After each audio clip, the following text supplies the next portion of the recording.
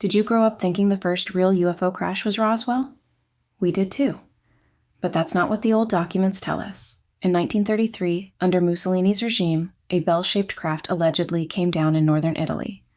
The claim is that a secret crash team grabbed it, the Vatican helped bury the story, and somehow the United States ended up with the hardware. If any of that holds up, then Roswell isn't the beginning of the story. It is just the first time the cover story slipped in front of the public.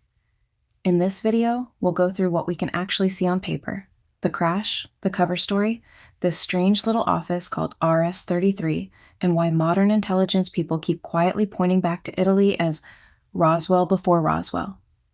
This is the information we could find. June 1933. Italy is deep into the fascist era. You've got censorship, secret police, and a regime paranoid about foreign enemies.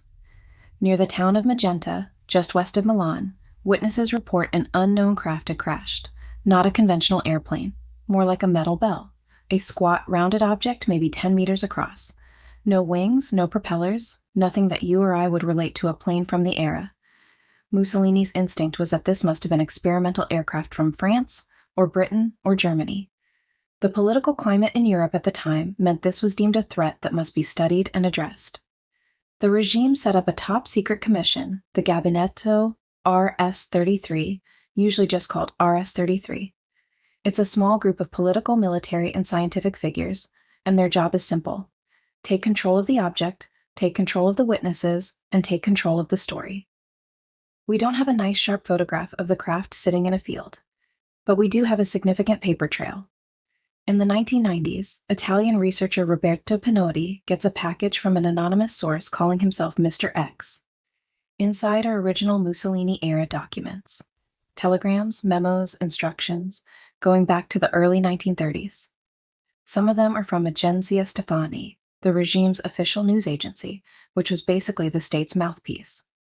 And the language in these messages is not subtle.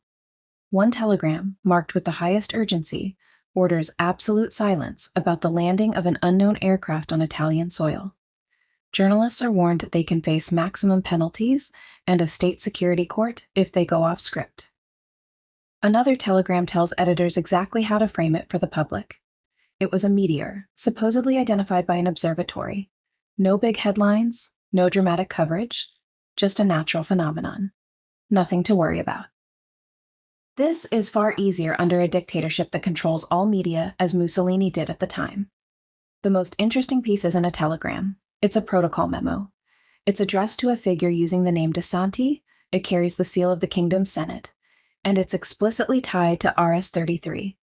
It reads as a complete template of how to control and hide crashed, unknown technology. This is how the memo reads: first, lock down the scene. Tell the local authorities, but move fast and get the object under control immediately. Second, grab the witnesses. Anyone who saw anything is picked up and handed directly to RS-33 officers. Third, control the information flow. All reports get funneled to a single office in Rome that has exclusive relevance to RS-33. Fourth, manage the story. Other scientific institutions, including the Pontifical University, are cut out, and the press gets tiny articles blaming meteors, planets, or weird weather. And finally, RS-33 outranks everyone. Even the Air Force only sees what RS-33 signs off on, and their decisions are treated as final. Strip the Italian names off it, and it's basically seize everything, centralize everything, and lie in public. If you've looked at early U.S. Air Force UFO regulations or the later majestic 12 documents, the pattern is familiar. A small crash group with total control over the evidence, and a very tight grip on what anyone outside that bubble is allowed to see. If you are enjoying this video and find it informative, then please feel free to share, like, comment, and subscribe. We are a very small channel, so this helps us out massively and also is a clear signal for us to keep creating content. So what happened to the Magenta craft after the crash? According to the material sent to Pinotti, the debris was first stored at an aeronautical factory in Varese. As the war turned against Italy, it was reportedly moved again, possibly into one of Mussolini's underground bunker complexes, like Mount Sorate, north of Rome, which was one of the largest bunkers in Europe. Then 1943 hits.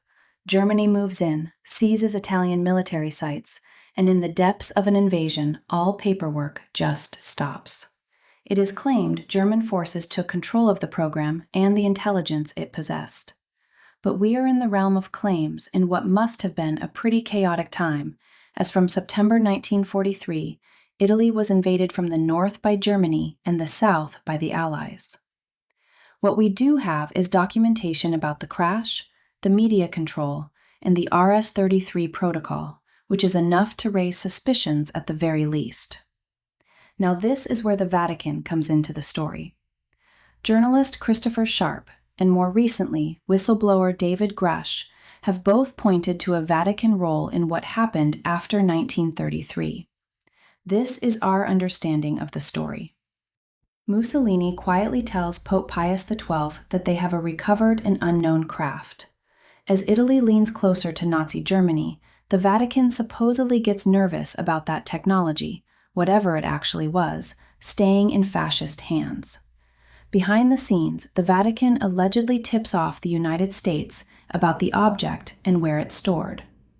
With that information, U.S. intelligence can avoid bombing specific locations and position themselves to move in on the craft or its components near the end of the war.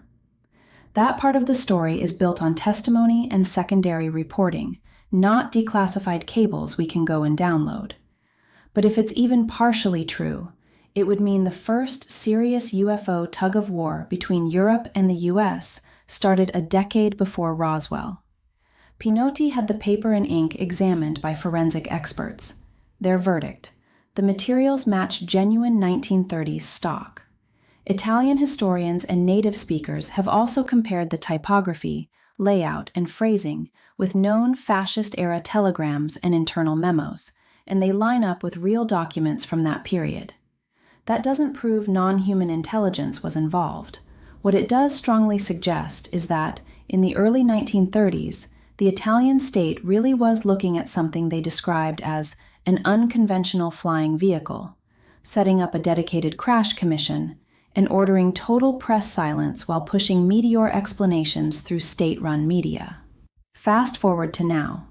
David Grush has publicly cited Magenta as an example of an early, non-U.S. crash recovery known to his sources.